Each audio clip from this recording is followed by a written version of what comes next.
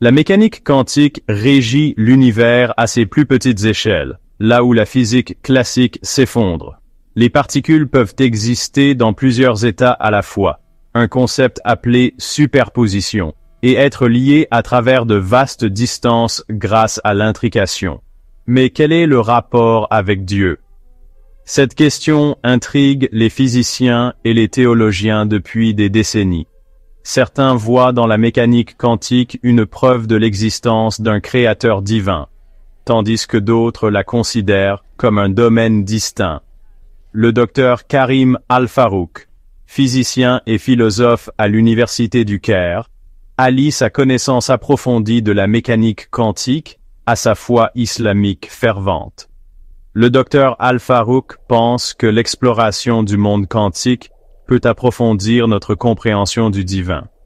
Dans les sections suivantes, nous explorerons les réflexions du docteur Al-Farouk sur les questions profondes soulevées par la mécanique quantique. Quel est le lien entre l'acte d'observation et l'idée d'un observateur divin? Que signifie le concept de multivers pour notre compréhension de la création? Rejoignez-nous pour explorer cet espace fascinant où science et foi convergent. L'un des aspects les plus déroutants de la mécanique quantique est le rôle de l'observateur. L'interprétation de Copenhague suggère qu'une particule existe dans tous les états possibles jusqu'à ce qu'elle soit observée. C'est l'acte d'observation qui provoque l'effondrement de la fonction d'onde, forçant la particule à adopter un état unique. Cela soulève une question profonde.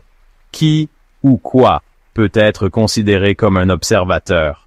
Le docteur Al-Farouk offre une perspective théologique en se référant à la description coranique de Dieu comme étant celui qui voit tout, Al-Basir, constamment conscient de chaque particule de l'univers. Dans l'islam, la connaissance de Dieu englobe toutes choses, visibles et invisibles.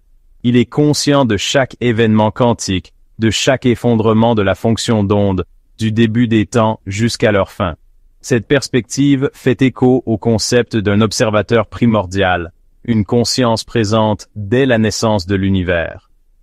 Bien que ce sujet fasse encore l'objet de nombreux débats, il met en lumière les profondes questions philosophiques et théologiques qui découlent du domaine quantique. L'immensité de l'univers est impressionnante, et pourtant nous sommes là, à nous interroger sur notre existence.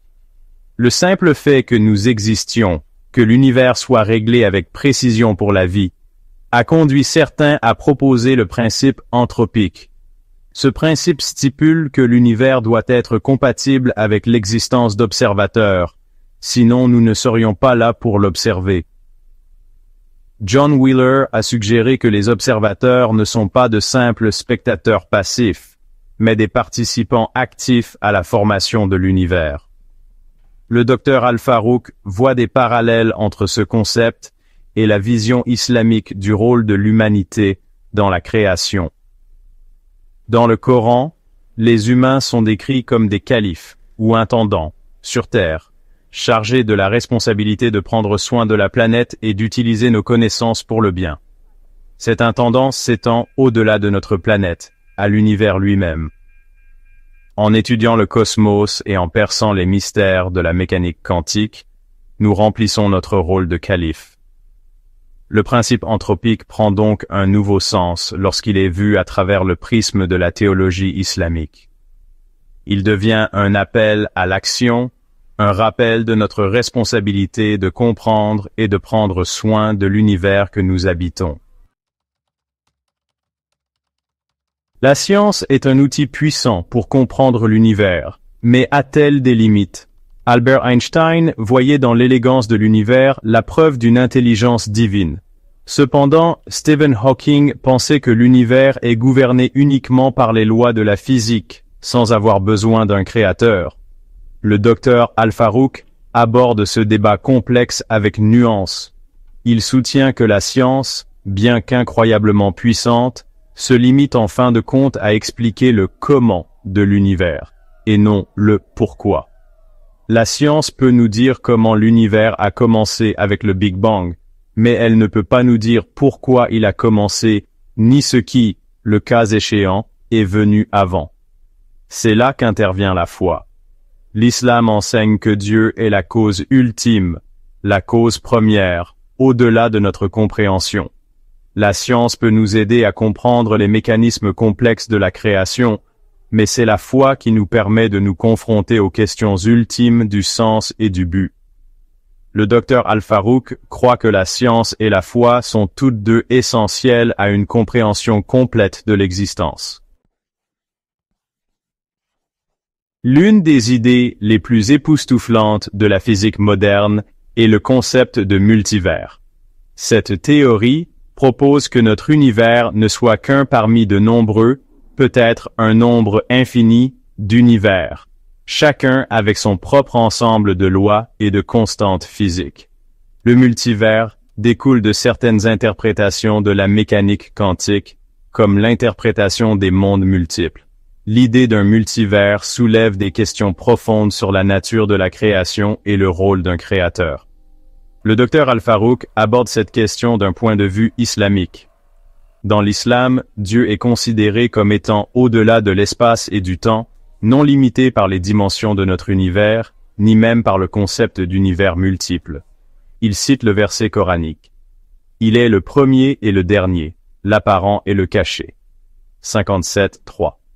Ce verset suggère que Dieu transcende notre compréhension limitée des dimensions et de la réalité. Qu'il y ait un univers ou un nombre infini, tout est englobé par la connaissance et la puissance de Dieu. Le rôle de la conscience en mécanique quantique est une source de débat permanent. Certains physiciens pensent que la conscience joue un rôle fondamental dans la formation de la réalité. Cela résonne avec de nombreuses traditions spirituelles, dont l'islam, qui mettent l'accent sur le pouvoir de l'esprit. Dans l'islam, Dieu est la source ultime de la conscience. Notre conscience est un reflet de la sienne, mais elle n'est pas la même. Le verset coranique, « Et ils t'interrogent au sujet de l'âme », dit « L'âme relève du mystère de mon Seigneur. » 17.25. La vraie nature de la conscience est un mystère, connu de Dieu seul. Tout au long de l'histoire, l'humanité a cherché à comprendre l'univers et sa place en son sein. Cette quête du savoir est un élément fondamental de ce que signifie être humain. Dans l'islam, la poursuite du savoir est considérée comme un devoir sacré. Le Coran nous encourage à réfléchir sur le monde naturel, à contempler les signes de la création et à rechercher le savoir du berceau à la tombe. Le premier mot révélé dans le Coran était « Iqra », qui signifie « lis ». Cela souligne l'importance que l'islam accorde à la recherche du savoir et à l'utilisation de notre intellect pour comprendre le monde qui nous entoure. Le docteur Al-Farouk voit une belle harmonie entre la quête scientifique du savoir et la quête spirituelle du sens. Les deux sont motivés par un désir profond de découvrir la vérité, de donner un sens à notre existence et de nous connecter à quelque chose de plus grand que nous. La relation entre la science et la foi a souvent été dépeinte comme conflictuelle. Cependant, les découvertes de la mécanique quantique et la sagesse spirituelle suggèrent une relation harmonieuse.